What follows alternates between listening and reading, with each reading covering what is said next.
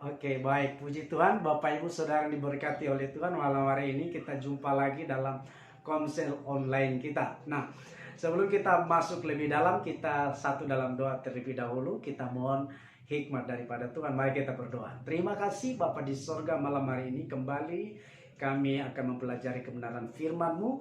Tuhan memberkati kami lewat kebenaran firman yang ada, sehingga lewat kebenaran firman ini kami dikuatkan dan kami menjadi pribadi yang tangguh di tengah-tengah pergumulan hidup kami di hari-hari ini. Terpuji namamu Tuhan, terpuji engkau selama-lamanya. Dalam nama Tuhan Yesus kami sudah berdoa. Haleluya, haleluya. Amin. Puji Tuhan, saudara dikasih oleh Tuhan Yesus. Malam hari ini saya mengajak kita membahas satu tema, yaitu rahasia hidup berkemenangan atas segala perkara. Saudara, hari-hari ini kita diperlukan dengan banyak perkara, saudara. Khususnya di tengah-tengah pandemi COVID-19 ini, saudara. Banyak hal yang terjadi di mana-mana dan dunia mengalami perubahan. Saudara dikasih oleh Tuhan. Nah, saudara dikasih oleh Tuhan, saya mengajak kita membaca terlebih dahulu Filipi pasal 4 ayat 13. Saudara bisa dengar baik-baik. Saya akan membacakannya. Firman Tuhan, segala perkara dapat kutanggung di dalam Dia yang memberi kekuatan kepadaku. Sekali lagi, segala perkara dapat kutanggung di dalam Dia yang memberi kekuatan kepadaku. Puji Tuhan. Saudara dikasih oleh Tuhan, surat ini adalah surat yang ditulis oleh Rasul Paulus kepada jemaat yang ada di Filipi. Itu sebabnya ini disebut sebagai surat Filipi, ya. Surat ini ditulis oleh Paulus ketika dia berada dalam penjara, saudara. Dan isi surat ini menghimbau kepada jemaat di Filipi supaya jemaat di Filipi tetap menjalani kehidupannya dengan sukacita, saudara dikasih oleh Tuhan. Tentunya sesuatu yang sungguh mengerankan, bukan? Karena bagi seorang yang ada dalam penjara memang situasi tidak enak, tidak nyaman. Segala-galanya dibatasi, tidak bisa kemana-mana, bahkan mungkin dia dibelenggu atau dan lain sebagainya, saudara. Nah, kekasih-kekasih Tuhan, tetapi Paulus sekalipun di dalam penjara dia tetap bisa menjalani kehidupannya, bahkan pelayanannya sebagai seorang rasul, sebagai seorang hamba Allah, hamba Tuhan. Dia masih bisa melayani Tuhan lewat mengirimkan surat, bahkan juga dia bisa melayani orang-orang yang dalam penjara. Kenapa demikian, saudara? Alasannya adalah Paulus berkata di ayat 13 ini, segala perkara dapat kutanggung di dalam Dia yang memberi kekuatan kepadaku. Kuncinya, rahasianya adalah dia punya kekuatan. Kekuatan itu datangnya dari Tuhan. Nah, sudah dikasih oleh Tuhan, mari kita akan pelajari lebih lanjut. Bagaimana sih rahasianya kok Paulus bisa menjalani hidupnya di dalam penjara, ya, bahkan bisa melayani sekalipun dalam penjara. Nah, saudara, hari-hari ini kita sepertinya di penjara, ya, seperti ada dalam tahanan kota, tidak bisa kemana-mana, segala-galanya dibatasi. Walaupun hari-hari ini sudah ada kelonggaran sedikit, boleh berpergian, tetapi dengan persyaratan-persyaratan tertentu, ya. Tetapi apapun itu tetap kita mengalami kesulitan, saudara. Seperti kita dikurung, kita dalam penjara. Nah, sama seperti Paulus. Nah, tetapi kita akan belajar dari seorang Paulus bagaimana caranya dia bisa menjalani hari-hari hidupnya dan dia berkemenangan atas situasi-situasi dalam kehidupannya. Puji Tuhan, Bapak Ibu Saudara yang berkati oleh Tuhan. Yang pertama, saudara yang dikasih oleh Tuhan, rahasia dia bisa menjalani kehidupannya di penjara, bahkan dia bisa menjalankan kehidupannya, saudara, yang tadi saya sudah bacakan, karena dia punya kekuatan daripada Tuhan. Tidak mungkin kita akan berkemenangan tanpa kekuatan. Sebab itu kita harus memiliki kekuatan, dan kekuatan itu adalah kekuatan dalam Tuhan. Oleh sebab itu kita harus kuat di dalam Tuhan. Nah, rahasia Paulus menjadi kuat di dalam Tuhan yang dia anjurkan kepada jemaat yang ada di Filipi, tentunya dia sudah melakukan, dia sudah mengalaminya, saudara. Yang pertama, ayat 4 berkata begini, bersukacitalah di dalam Tuhan, bersukacitalah senantiasa di dalam Tuhan. Sekali lagi kukatakan, bersukacitalah. Paulus menegaskan hal ini. Kenapa? Ini pastilah sesuatu yang sangat penting, ya bagi Paulus, sebab dia sudah mengalaminya, sehingga dia menganjurkan kepada jemaat dia di Filipi supaya mereka tetap bersuka cita. Sebab bagi Paulus sudah hal yang pasti dalam hidupnya, karena dia memiliki sukacita, makanya dia punya kemampuan, dia punya kekuatan untuk berkemenangan dalam segala situasi kehidupan, bahkan dalam segala perkara yang dialami sudah dikasih oleh Tuhan. Nah, penting sekali untuk kita menjalani hari-hari hidup kita sekarang ini dengan bersukacita. Dan tahukah kita bahwa hidup bersukacita hanya bisa terjadi kalau Roh Kudus bekerja dalam hidup saudara dan saya. Nah, ketika saudara percaya, mengaku bahwa Yesus Kristus adalah Tuhan, Anak Allah yang hidup, engkau dimeteraikan oleh Roh Kudus. Itu dikatakan dalam Efesus pasal 1 ayat 13, saudara dikasih oleh Tuhan. Nah, kekasih-kekasih Tuhan, jadi Roh Kudus itu akan memenuhi kehidupan kita, bekerja dalam hidup kita, dan dia akan mengerjakan buah ya dalam hidup kita, yaitu buah roh, yaitu bersukacita. Ya. Jadi sudah dikasih oleh Tuhan, rahasia Paulus bisa berkemenangan dalam segala perkara, dalam segala situasi kehidupannya. Bahkan ketika utamanya dalam penjara, saudara, dia hidup dengan sukacita. Ya, dia orang yang suka memuji Tuhan, dia suka menikmati hadirat Tuhan dalam hidupnya, dia bersekutu dengan Tuhan sehingga dia punya sukacita dalam kehidupannya. Itu yang pertama. Nah, saudara, yang kedua adalah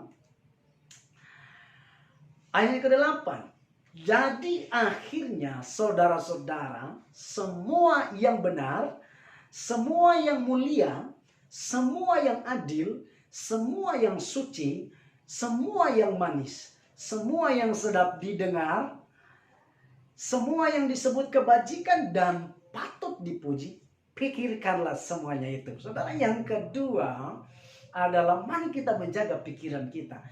Kita jangan kebablasan dalam berpikir. Kadang-kadang kita pergunakan pikiran kita ini untuk hal-hal yang salah, untuk hal-hal yang negatif, untuk hal-hal yang buruk. Ya, kita sering memikirkan kesalahan-kesalahan kita di masa lalu. Bahkan kita juga memikirkan kesalahan-kesalahan orang lain.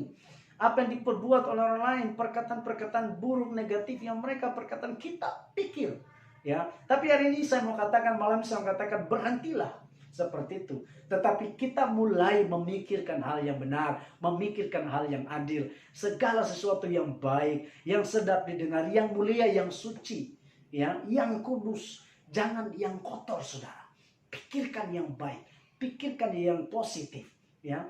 Tahu saudara, ketika kita punya pikiran yang baik, pikiran yang positif, maka tubuh kita akan memproduksi satu hormon yang namanya hormon endorfin. Dan hormon endorfin ini akan membuat suasana hati kita hati yang berbahagia. Saudara bisa hidup berbahagia, sudah dikasih oleh Tuhan. Jadi kadang-kadang kita kurang menyadari bahwa hidup berbahagia dalam dunia ini sudah dikasih oleh itu simple, yaitu jangan memikirkan hal-hal yang negatif, jangan memikirkan hal-hal yang buruk, sudah dikasih oleh Tuhan. Pikirkanlah hal yang positif, pikirkan hal yang benar, pikirkan hal yang suci, kudus, patut dipuji, sesuatu yang pokoknya yang enak didengar, sudah dikasih oleh Tuhan. Ya, jadi mulai sekarang belajar untuk mengontrol pikiran kita. Apa yang tidak pantas jangan dipikirkan. Pikirkan kelak yang lebih terhormat, sesuatu yang kudus, yang suci, yang berharga. Ya, mulai pikirkan itu. Dan dengan ini saudara mampu bersukacita. Roh Kudus bekerja menghasilkan buah roh, yaitu roh sukacita. Tetapi kita juga harus punya pikiran yang dikendalikan oleh Roh Kudus. Amin. Pikiran yang dikendalikan oleh Roh Kudus. Supaya kita tidak memikirkan hal-hal yang aneh-aneh, memikirkan hal-hal yang negatif, tetapi hal yang baik, hal yang positif, hal-hal yang kudus, suci dan berharga, sudah dikasih oleh Tuhan. Nah, sebab itu mari ini yang kedua. Yang ketiga, yang selanjutnya adalah ayat ke-6. Janganlah hendaknya kamu khawatir tentang apapun juga, tetapi nyatakanlah dalam segala hal keinginanmu kepada Allah dalam doa dan permohonan dengan ucapan syukur. Sudah dikasih oleh Tuhan, hari-hari ini banyak memang orang yang khawatir dalam kehidupan mereka. Tapi malam hari firman Tuhan berkata, janganlah hendaknya kamu khawatir tentang apapun juga, tetapi nyatakanlah dalam segala hal keinginanmu. Kita mungkin punya keinginan-keinginan yang tidak bisa kesampaian hari-hari ini ya. Ya, contoh sederhana saja adalah kita ingin berlibur, kita ingin traveling, ya, kita mungkin ingin mengadakan kunjungan bisnis atau mengembangkan satu usaha di tempat lain, tapi kita tidak bisa kemana-mana. Ya, itu keinginan. Tetapi saudara, sekalipun itu belum bisa diwujudkan sekarang, Tuhan bilang nyatakan itu kepada Tuhan. Amin. Nyatakan itu kepada Tuhan dengan permohonan. Saya percaya orang-orang yang bermohon kepada Tuhan, ya, tidak akan diabaikan oleh Tuhan. Nah, dan penting nyatakan dalam doa dan permohonan dengan ucapan syukur, ya. Tetaplah mengucap syukur di hari-hari ini. Jadi kehidupan doa yang mengucap syukur itu, saudara, penting untuk kita bangun setiap hari. Ini akan membuat kita makin lama makin kuat. Tidak ada orang yang lebih kuat dibanding orang yang selalu berdoa, selalu membawa kekhawatirannya di hadapan Tuhan, membawa ketakutannya kepada Tuhan, membawa masalahnya kepada Tuhan. Ya, sebab itu kalau saudara mau kuat, jangan lupa yang ketiga ini, senantiasa berdoa. Puji Tuhan. Di yang pertama, hiduplah bersukacita senantiasa setiap hari, ya. Kemudian jaga pikiran, dan yang ketiga, saudara hidup dalam doa. Puji nama Tuhan. Saya kira ini renungan kita yang bisa saya sampaikan. Mari kita bersyukur untuk firman Tuhan ini. Puji Tuhan. Bapa di surga, terima kasih buat firman-Mu malam hari ini. Kami bersyukur atas kehendak Tuhan, kami bersyukur atas firman Tuhan. Tolonglah kami supaya kami bisa hidup bersukacita. Tolonglah kami juga Tuhan supaya kami bisa mengendalikan pikiran kami dan kami hanya memikirkan hal-hal yang kudus, berharga, suci di mata Tuhan. Terima kasih Bapa. Dan yang ketiga, biarlah kami senantiasa memiliki kehidupan doa yang luar biasa. Terima kasih Bapa di surga.